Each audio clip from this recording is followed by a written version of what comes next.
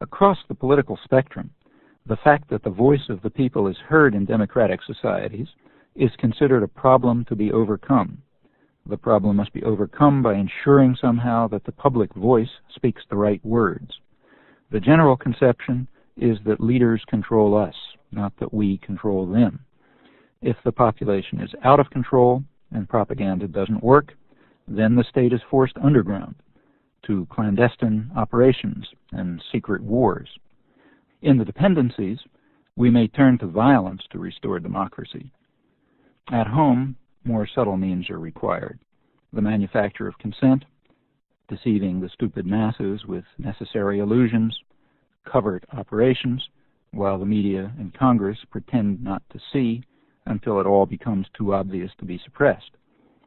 At that point, we shift to the phase of damage control to ensure that public attention is diverted to overzealous patriots or personality defects of leaders who have strayed from our noble commitments. The task of the free press in such circumstances is to take the proceedings seriously and to describe them as a tribute to the soundness of our self-correcting institutions. Internationally acclaimed linguist and political activist Noam Chomsky from the 1988 CBC Massey Lectures. The title of the lectures is Necessary Illusions, Thought Control in Democratic Societies. The model of media as corporate monopoly is the natural system for capitalist democracy. It has accordingly reached its highest form in the most advanced of these societies, particularly the United States, where public radio and television are limited in scope and elements of the radical democratic model exist only at the margins in listener-supported radio or the alternative or local press. Other Western democracies are generally a few steps behind in these respects. Most have not yet achieved the U.S. system of one political party with two factions controlled by shifting segments of the business community. Rather, they still retain parties based on working people and the poor, and to some extent representing their interests. But these are declining, along with cultural institutions that sustain different values and concerns, and along with organizational forms that provide isolated individuals with the means to think and to act outside the framework imposed by private power. The global policy goes under the name of containment. The manufacture of consent at home is its domestic counterpart. The two policies are, in fact, closely intertwined, since the domestic population must be mobilized to pay the costs of containment, and these costs may be severe, both material and moral costs. The rhetoric of containment is designed to give a defensive cast to the project of global management, and it therefore serves as part of the domestic system of thought control. It's rather remarkable that the terminology is so easily adopted given the questions that it begs. The underlying assumption is that there's a stable international order that the United States must defend. The general contours of this international order were developed by U.S. planners during and after World War II. They recognized the extraordinary scale of U.S. power, and they proposed to construct a global system that the United States would dominate and within which U.S. business interests would thrive.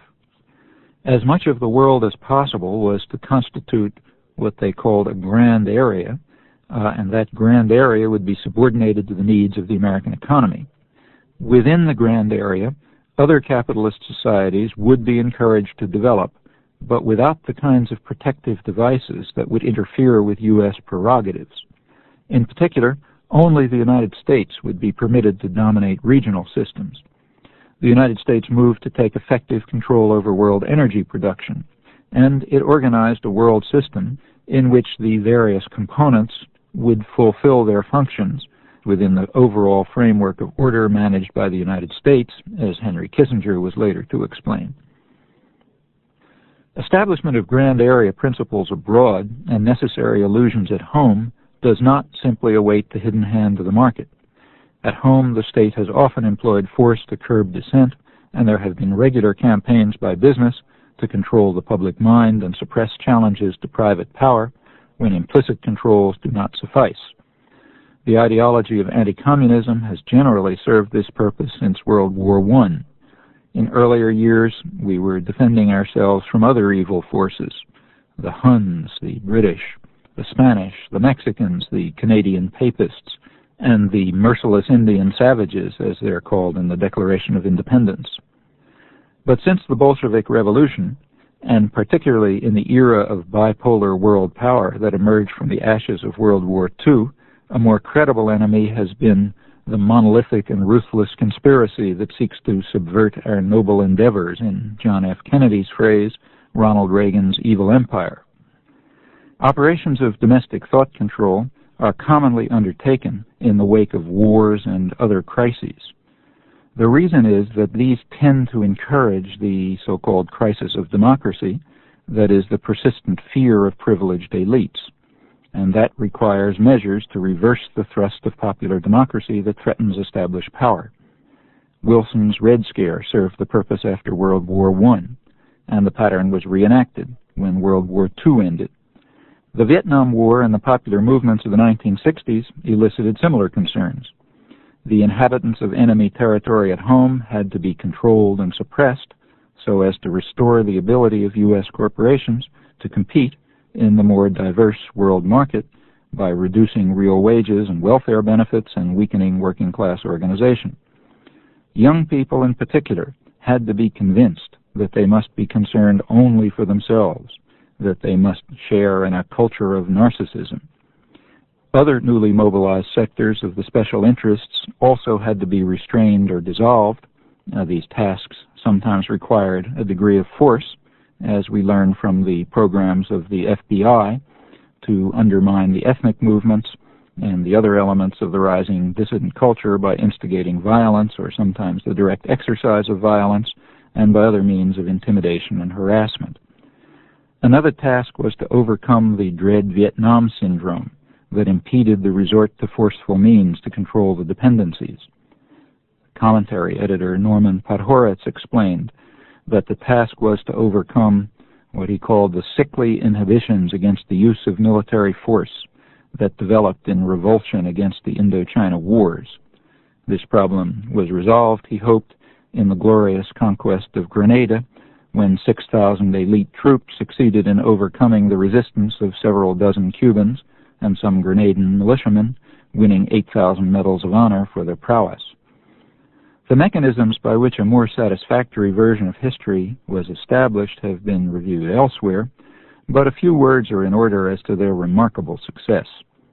By 1977, President Jimmy Carter was able to explain in a news conference that we have no need to apologize or to castigate ourselves or to assume the status of culpability, and we do not owe a debt.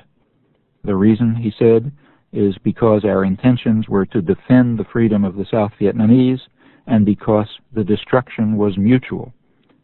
That pronouncement passed without comment to my knowledge, apparently being considered as quite reasonable.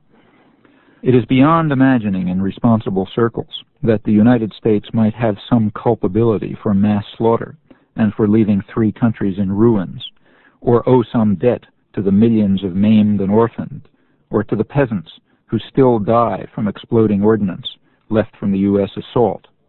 Meanwhile, the Pentagon, when asked whether there's any way to remove the hundreds of thousands of anti-personnel bomblets that kill children today in such areas as the Plain of Chars in Laos, comments helpfully that people should not live in these areas. They know the problem. The situation is quite different with regard to Afghanistan.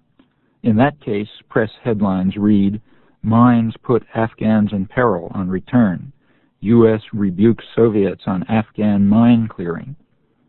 The difference is that these are Soviet mines, so it's only natural for the United States to call for an international effort to provide the refugees with training and equipment to destroy or dismantle them, and to denounce the Russians for their lack of cooperation in this worthy endeavor. The press responds with the usual selective humanitarian zeal.